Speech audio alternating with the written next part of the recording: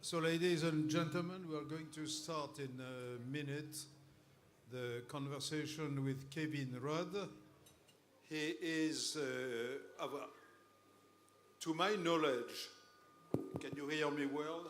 To my knowledge, he is in New York. Kevin, I don't hear you. We need your voice. Washington. In Washington. So, apparently, can everybody see Kevin? Yes. So I was told that you were in your car. So that means that you have a beautiful car, obviously. It is a very big car, Thierry. This is the ambassador's car. It is the biggest car you have ever seen. It's for my house. So, how are you? You look I'm well. good, my friend. I'm adapting to my new job as ambassador to the United States. Yes. Well, it is not the right place to ask you why it is better to be ambassador of Australia to the United States, being a former prime minister and president of the Institute of the Asia. That's Asia, the Asian Institute, not, the Asia Institute of the Asia Society, yes. But we will not discuss personal matters.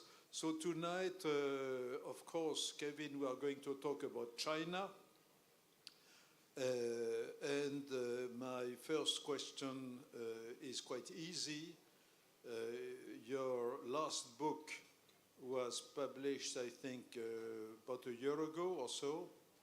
And you were a little more pessimistic about the evolution of the US-China relations than you were earlier. In other words, you no longer excluded entirely the Thucydides trap. So has your analysis changed in the last few months? Well, first of all, thank you, Thierry, for inviting me to the World Policy Conference and to all of our friends and colleagues meeting in Abu Dhabi. On the US-China relationship, I continue to be a realist. There are certain structural things which have not changed. Number one, China is more powerful, militarily, economically, technologically than it was 10, 20, 30 years ago. And number two, Xi Jinping has decided that China will no longer be a status quo power, but will seek to change the regional and global order in a direction which is more compatible with Chinese interests and values. And thirdly, since 2017-18, the United States has responded with its doctrine of strategic competition. And those three things are the fundamentals driving the state of the US-China relationship. Right now, as the two leaders prepare for a summit in California in 2 weeks' time, nothing has really changed from what I've just described. I think the Chinese interest as we approach the summit, however, is to try and stabilize the relationship at a political and economic level. And their interest in doing that is to try and renormalize economic relations, both with the United States and US allies in Europe and in Asia. But at the same time, China at this stage has no real interest in normalizing or even stabilizing the military relationship, because China has still got its plans in relation to Taiwan. So I think that's where we're up to at the moment, Thierry. It's good that the two leaders are meeting, but we should be very cautious about our expectations of what comes out the other end. Over to you. How would you describe the domestic political situation and the degree of seriousness of the economic difficulties? Well, as in all our countries, whether it's the United States, China, France, Australia, our foreign policy and our security policy sometimes is shaped significantly by our domestic circumstances. In the case of China, as I've been writing for the last 5 years, China's growth model is trouble. And we've seen the evidence of that in the most recent economic data, including the October economic data, which is negative. Manufacturing down, services static, housing still in a state of collapse, and that represents 28% of GDP. So the overall economic climate in China is bad, whatever the Chinese system may say about it. Secondly, it therefore produced one of the impetus behind China's interest in the summit theory in order to, as I said before, create a greater sense of normality in geopolitics in order to encourage domestic and foreign investors to rediscover their confidence in China and to try and renormalize trade flows. Because if you have declining trade and if you have declining foreign direct investment and less positive portfolio investment, then all this contributes to China's poor economic growth. So I think that's the connection right now. Some analysts say that the goal of catching up, of becoming equal to the United States, or possibly the #1 power around the middle of the century, is now no longer achievable. Would you agree with that? Well, I think we should paraphrase what Zhou Enlai is supposed to have said in the 1950s about the significance of the French Revolution. When asked what the significance of the French Revolution was in 1789, Zhou Enlai's response in 1952 was, "It's too early to tell." I think it's a little like that when people make predictions about the final landing point of Chinese economic growth. It's too early to tell. I think the significant factor here is that the pace of economic growth, which the Chinese had assumed would be around about 6% for the decade ahead, is now likely to be as low as 2 to 3%. And if you start to have 2 to 3% real growth, whatever the official statistics say, and if the US economy is currently growing at 5, and let's just say reversed trend at 3, then of course the gap doesn't close very much between China and the United States. So therefore, I noticed that Goldman Sachs have continued to adjust their prediction points from when the two economies will achieve comparable size in gross domestic product measured by market exchange rates. The original projections had that occurring in the late 20s. Goldman's have now pushed that off to the late 30s. And so when you and I are gathered at this conference in the 2040s, we may still be having this conversation. And if we focus on the technological aspects of development, how do you assess today the capabilities of China? Are they strengthening their technological capabilities, and how would you compare those to those of the United States? I think it's fair to say that China has achieved enormous progress in most of the 10 critical technology categories that they would define as being strategic, starting with semiconductors, moving through artificial intelligence, moving through quantum computing, and then new materials research, and then the rest, including in biotechnology. These have been the priorities of the Chinese system since the 2015 technology strategy, which Xi Jinping announced, for China to become dominant or near dominant in these technology categories by 2030. So China has made significant progress, but so too has the United States, and so too have American allies around the world. And so if we look at each of these categories, it is difficult to point to a single one of them where we would say definitively China is ahead of the United States.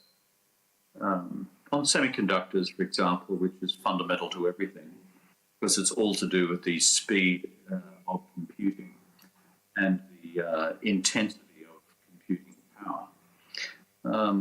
We do not see evidence as of now that China has fundamentally closed the gap with the United States. It's still somewhere between 3, 5, and 7 years behind. And when the US ecosystem is able to draw relatively easily on what's happening in Taiwan with TSMC, in Korea with Samsung, with the Japanese and with the Dutch and with others, there is some reason for confidence that the US and the democratic world are likely to hold on to their advantage, at least for a while yet. And if we stay on the issue of the economic, technological issues, there are a lot of discussions, of course, about the car industry or industries. Do you think that the Chinese will eliminate some of the largest car companies, including, for instance, in Europe, if I want to be a little provocative, Mercedes, for instance, or BMW, not to speak of Renault and others, is how do you see this major competition, and how do you relate that to the issue of trade war, which is more or less going on? Well, as you know, Thierry, I've always been somewhat francophile. I've always preferred my Renaults over my BMWs. But that's just for your personal information. China's strategy on automobiles is pretty clear. It's to take control over the EV revolution globally and to become the dominant global factory for all EV production for the world, which places therefore the US, the Germans, the French, and the other 12 countries around the world who manufacture classical motor vehicles using internal combustion engines, many of whom have been late to EV conversion. Secondly, I think that because the Chinese have taken such a strategic position with their access to critical minerals, battery production, and of course their ability to manipulate price through domestic subsidy, they are now in a dominant position. And I know in Brussels, the European Union is deeply concerned about the impact that this will have on all European auto manufacturers. The same view here in the United States, by the way. So where does this lead? I think knowing a little bit about European politics that I do, not just in La Belle France, but also in Germany, it's not hard to imagine combined action being now taken out of Brussels against a fear of Chinese dumping cheap subsidized electronic vehicles onto the European market. Of course, European consumers may have a different view because they'll be a lot cheaper, but that may be only short term. China's industrial policy practice has been to eliminate opposition and competition, monopolize the market, and then increase their prices afterwards. So this will be a huge challenge for European trade policy and industrial policy as well. And if we take a look at the aircraft industry, do you think that in 10 years from now, for instance, they will compete with Boeing and Airbus? And of course, if we get to 3 major aircraft companies, one of the 3 will be eliminated. So who will remain? Well, Thierry, that's beyond my pay grade. I can't make that prediction, but I can say to you this, that the Chinese have been much slower at mastering large-scale jet passenger aircraft than they have been with electronic vehicles on the ground. That's not to say they won't get there, but I know that it's taken a long time for Chinese prototypes to be produced. And the Chinese are still very large customers of Airbus and Boeing, not because they love Airbus, not because they love Boeing, but at present they judge they've still got a problem. So if we can switch, it's not very easy, you know, when we discuss like that to take questions from the floor. But so I will continue to ask a question myself. And let us switch perhaps to international issues, to foreign policy issues. What is your most important concern today? Is it today? When I say today, I mean today. Is it Taiwan or another issue? Because I now live and work here in Washington, and I know the American system quite well, and I was on a panel just last week with the new French ambassador to the United States as well, Laurent Billy, who knows China well. He was most recently France's ambassador in Beijing. I think the analytical view we have here is the United States, through its own strategic lens, sees its number one strategic challenge, 21st century, as China's rise and China's challenge to the existing regional and global rules-based order, not just in the Indo-Pacific, but worldwide. Number two, of course, is Russia's current challenge to the European security order through the invasion of Ukraine. And this is of fundamental interest, not just to Europeans, but to all of us. One of the reasons why even a country as distant from Ukraine as Australia is now contributing billions in direct military aid to the Ukrainians, because we see this as a global issue and not just a regional issue. But this is, comes a near second in the US list of priorities. And third, of course, is the rolling crisis in the Middle East, which, as you know, always draws us back into the vortex of not just Gaza, not just Israel, not just Palestine, but the absence of a two-state solution to underpin long-term security in that part of the world. So that what comes in as third. The challenge of being the American superpower is to manage these three simultaneously. And our Prime Minister was in this city last week for a 4-day state visit. He spent a lot of time with President Biden and with the Secretary of State, the National Security Advisor, and the Secretary of Defense. Our conclusion is the United States, despite all these challenges, is managing effectively to walk and chew gum at the same time. They are managing these three challenges simultaneously reasonably well, given all the pressures on them domestically as well.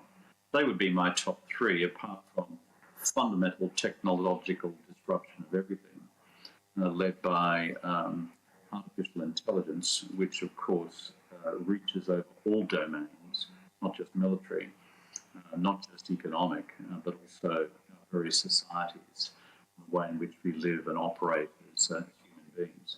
That comes in over and above all of the three that I've listed, Thierry.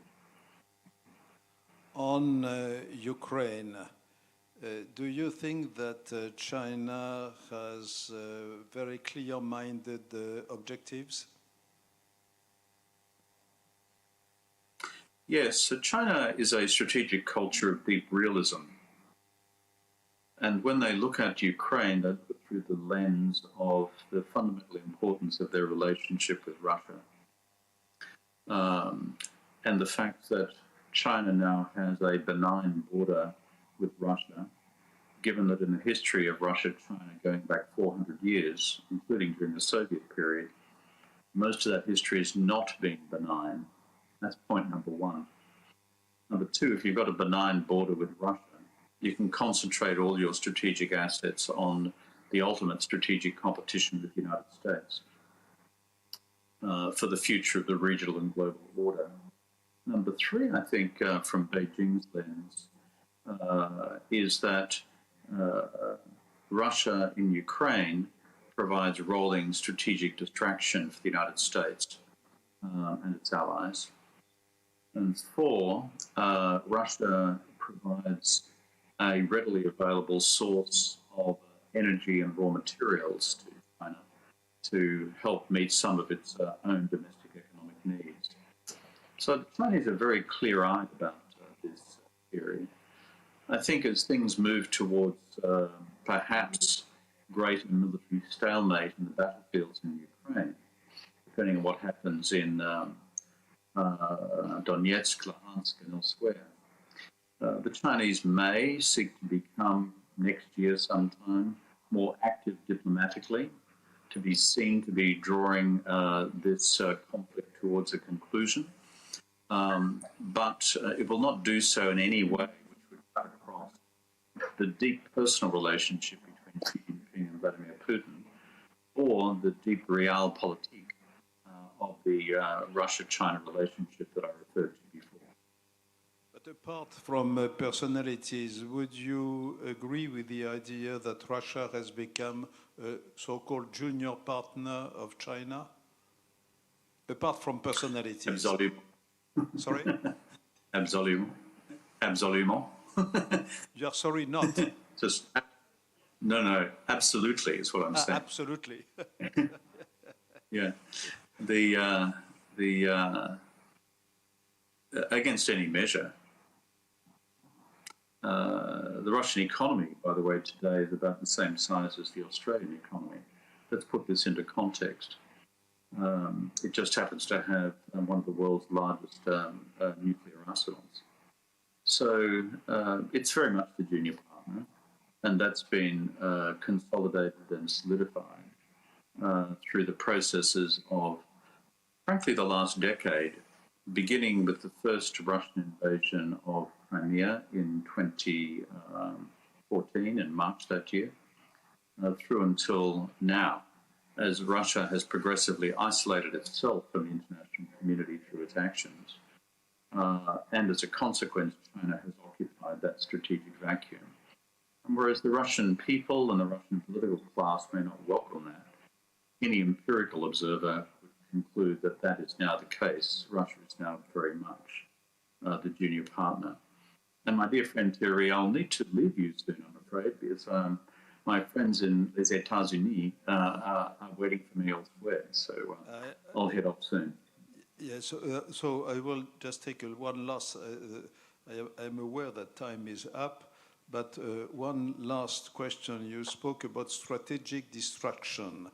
Strategic destruction, I like this concept, but would you say also that the new war, the Middle East war, Israel-Hamas, would you say that it is a strategic destruction? From the viewpoint of the viewpoint of the Chinese. Certainly, it's not a strategic distraction if you're Israeli, not a strategic distraction if you're Palestinian, yeah, or in the wider Middle East. It has its own tragic and human dimensions, which you're familiar with and which I'm familiar with, and we both have many friends in both communities. From the Chinese perspective, when they look at it, it is always a double-edged sword, Thierry. On the one hand, yes, they will conclude that the United States, if you like, has challenges on three significant fronts at once: the Middle East, Ukraine, and of course the Indo-Pacific. But on the other hand, China's interests are not served by the Iranians overreaching, the Iranians unleashing their proxy organizations in Hezbollah and elsewhere across the Arab world to escalate this from being Israel, Palestine, Gaza into a pan-regional conflict. And the reason for that is that China has spent a lot of time seeking to normalize its relations with the Emirates, where you are at present in Abu Dhabi, with the Kingdom of Saudi Arabia, and with the other Gulf monarchies. And as soon as you have a binary conflict involving Iran and or Iranian proxies and Israel, and by extension the United States, you automatically create a binary again in the strategic policy calculus in Abu Dhabi and in Riyadh, and that is not in China's interests. That would be my thought. Well, the best moments have to come to an end. I think all of us are very happy to see you in very good shape. It seems that the Australian embassy in Washington is a nice place to be. Maybe someday you will welcome the delegation of the World Policy Conference in your quarters.